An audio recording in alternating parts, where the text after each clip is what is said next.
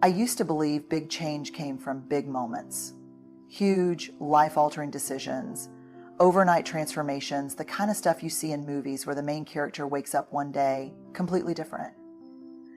But let's be real. That's not how life works. A few years ago, I came across a simple but powerful idea.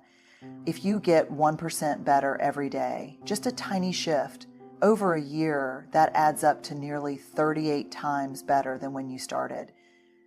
That's not magic, that's math. And yet most of us ignore the small, consistent changes because they seem, well, too small to matter. But here's the hard truth. We don't rise to the level of our goals. We fall to the level of our habits. Big transformations, they don't happen in a single leap. They happen in 1,000 small steps. So how do we actually do this? How do we improve just 1% every day? If success is only about massive change, we'll always feel like we're failing. But if success is showing up, even just a little better than yesterday, we create momentum. And let's be honest, most of us have a pretty messed up relationship with success. We love the idea of transformation, the overnight success stories, the before and after moments, but what we don't see, the in-between. The boring, unglamorous, ordinary days where nothing huge happens except one small choice.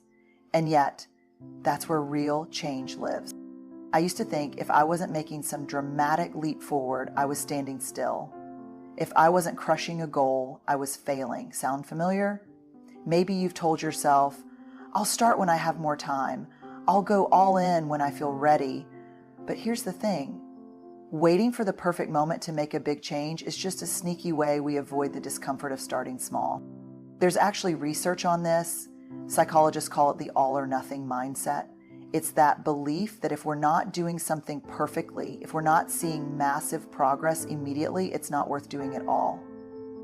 And wow, does that mindset wreck us? Because what happens? We either go all in, burn out, or we don't start at all. Either way, we stay stuck. But let's flip this for a second. Imagine you had to climb a huge staircase. One way is to try to jump 10 steps at a time. Sounds ambitious, right?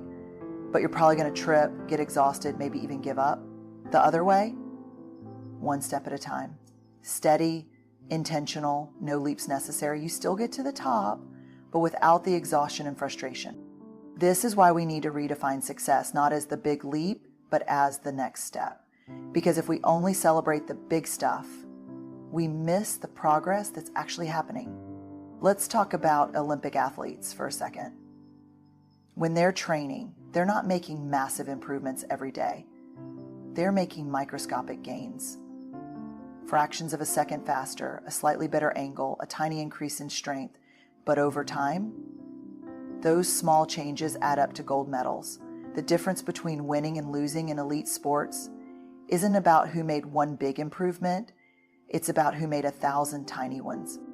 And it's the same in our lives. If you want to get stronger, you don't have to lift the heaviest weight on day one. You just have to show up. If you want to be a better writer, you don't need to write a novel in a weekend. You just need to write a little more than yesterday. Success isn't about perfection. It's about progress. I think about this every time I look at my own life. The moments I felt stuck weren't because I wasn't capable. It was because I was waiting for some big moment to prove to myself that I was changing. But change isn't loud. It's quiet. It happens in the moments where no one is watching, in the tiny decisions that don't seem like they matter until they do. So if you've been telling yourself that small steps aren't enough, I want you to challenge that, because the truth is, small steps aren't just enough, they're everything. Half the things we do daily are habits we don't even think about. What we eat, how we talk to ourselves, whether we hit snooze or get up. Change starts with noticing those automatic choices and shifting them, even slightly. Most of what we do isn't the result of conscious decision making. It's habit, it's routine, it's autopilot. And autopilot isn't necessarily a bad thing. Imagine if you had to actively decide how to brush your teeth every morning. You'd be exhausted before breakfast. But the problem is, Not all autopilot settings work in our favor. Ever driven home from work, pulled into the driveway, and realized you don't even remember the drive? That's your brain running an efficient program. But the same thing happens with the small behaviors that shape our lives. The way we respond to stress, the way we show up in relationships, the way we handle failure. It's often less about what we choose in the moment and more about what we've been conditioned to do over time. The research backs this up. Studies show that nearly 40% of our daily actions aren't decisions, they're habits. And that means if we want to change, we don't just need willpower. We need to rewire the default settings.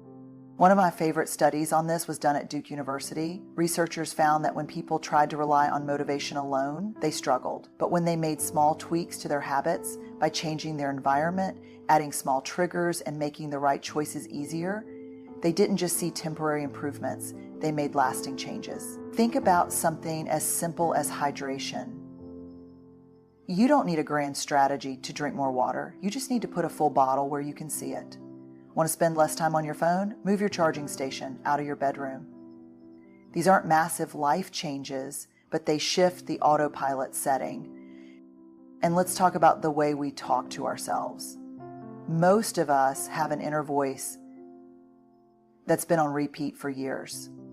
And often, it's not very kind. If the first thing you tell yourself after making a mistake is, "I'm such an idiot," that's not a choice, it's a habit. And like any habit, it can be rewired. One small tweak, catch yourself in the moment and reframe it, not with fake positivity, but with self-compassion. Instead of, "I'm terrible at this," try, "I'm still learning this." Instead of, "I'll never get better," try, "I'm making progress," even if it's slow. You don't have to silence the critical voice overnight, you just have to shift the pattern. This isn't about trying to force discipline or rely on motivation, because let's be real, motivation is flaky, it shows up when it wants to, but habits, they stick. So if you want to improve by 1% every day, start by noticing your autopilot settings. Because once you do, you can start rewriting the script. We're not superheroes, we're human. If you want to read more, put the book on your pillow. Want to eat healthier? Make the good choices easier to grab. Small adjustments to your environment make change feel natural instead of forced. Most of us have this idea that success is about willpower, that if we just try harder, if we just want it more, we'll finally stick to the habits we keep promising ourselves we'll build. But willpower is like your phone battery. It starts strong in the morning, but by the end of the day, it's drained. Relying on willpower alone is like expecting your phone to last forever on 1% without plugging it in. That's why the most consistent people, the ones who seem to effortlessly stick to good habits, aren't actually relying on motivation. They're setting up their environment in a way that makes success easier than failure. Researchers call this choice architecture. It's the idea that the way things are arranged in our environment influences the decisions we make. And it's not just a theory, it's science. Studies show that people are more likely to eat healthy when fruits and vegetables are at eye level in the fridge. They're more likely to exercise if their workout clothes are laid out the night before. They're more likely to remember a new habit if it's anchored to something they already do, like putting floss next to their toothbrush or writing a gratitude note while drinking their morning coffee. This isn't about discipline, it's about removing friction. Because the more friction there is between you and a habit, the less likely you are to do it. Want to stop scrolling on your phone late at night? Don't just promise yourself you'll have more self-control. Physically move your phone across the room before bed. Want to start journaling? Don't shove your notebook in a drawer. Leave it on your desk, open to a fresh page. These aren't big actions, but they make a big difference. One of my favorite studies on this comes from a group of researchers studying exercise habits. They found that the biggest predictor of whether someone actually went to the gym wasn't how much they wanted to, it was how easy it was to get there. People who lived closer to a gym went 5 times more often than those who lived farther away. Not because they were more motivated, but because it was simply easier. And the same goes for the things we're trying to cut back on. If you're trying to reduce mindless snacking, don't keep a bag of chips within arm's reach on your desk.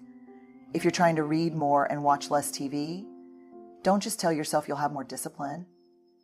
Put the remote in a drawer and leave a book on the couch instead. The goal isn't to make yourself work harder.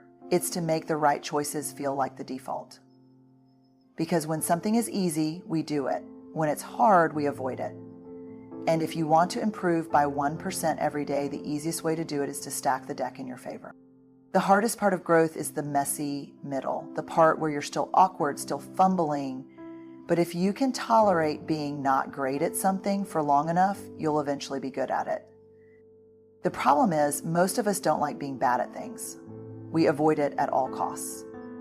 And I get it. There's nothing fun about struggling. It's uncomfortable, frustrating, and sometimes even embarrassing.